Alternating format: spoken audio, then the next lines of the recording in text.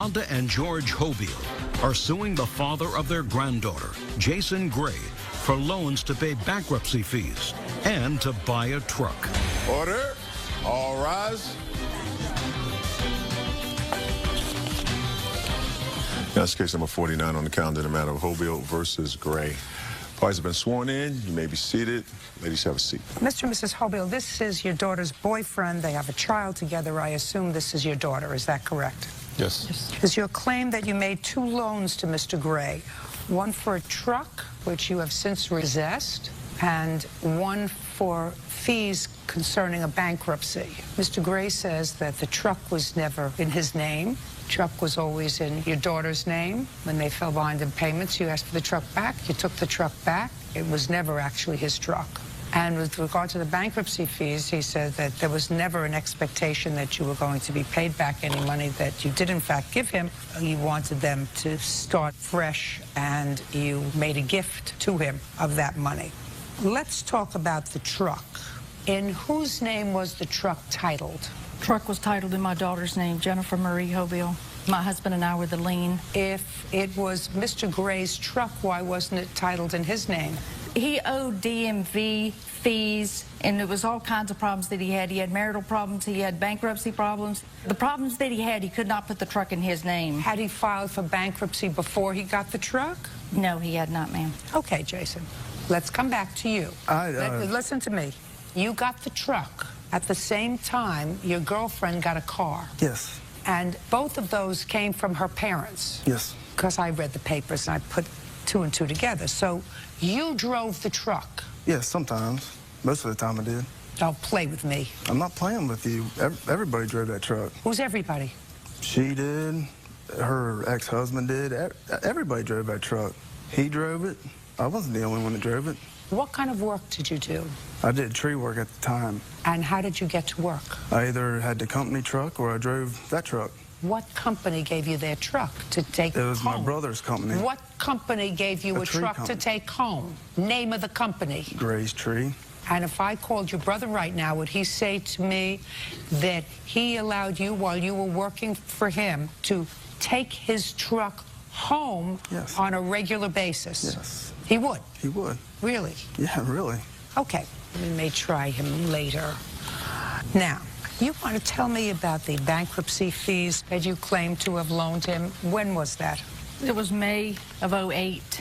He had asked for $1,100 for bankruptcy. He needed it immediately because his wife was going to file for all the bank charges that they had, and he had another vehicle that was in there, a Dodge Durango, that had to be repossessed, and he was going to have to pay $8,000 to $9,000 on that. If Jason could not get the bankruptcy. Okay, so he needed $1,100 in May of 2008, 2 years ago. Yes. Now, in March of '07, you claimed that you registered the truck. Yes, ma'am. And how much did you take out on the truck? I got a convenience check for $3,000. Okay, and between March of '07 and May of '08, how much did Mr. Gray pay on the truck? $400.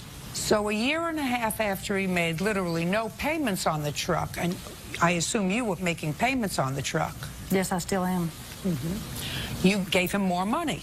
Yes, because otherwise he was going to get hit with the fees from his wife, and he was going to have to pay for his Dodge Durango. I heard the story before. Okay. After you gave him the $1,100 in May of 2008, when was the next payment on anything from Mr. Gray? Nothing.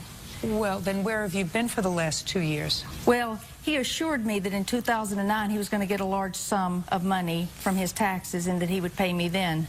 Well, I was very lenient with them. I have done everything in my power to love my daughter, even though I felt that she got hooked up with a loser, a drunk, and that's what I felt about him all along. I felt that this was a bad choice that she had made, but she's my daughter, I loved her, and now she had a child by him. And so we felt that we could give him a fresh start, even though we didn't think he was the nicest person on the face of the earth. My husband working in corrections, we thought, well, we'll give him another start. It was a verbal agreement, no need to have anything signed, because I will trust you. And I did. And they faithfully said, he's very He manipulative. paid nothing. He paid nothing. Ms. Hublin, he paid nothing. He paid nothing. He Listen. said nothing. He made no arrangements. Every time I kindly said, could you please come over and let's talk about this? What do we need to talk about?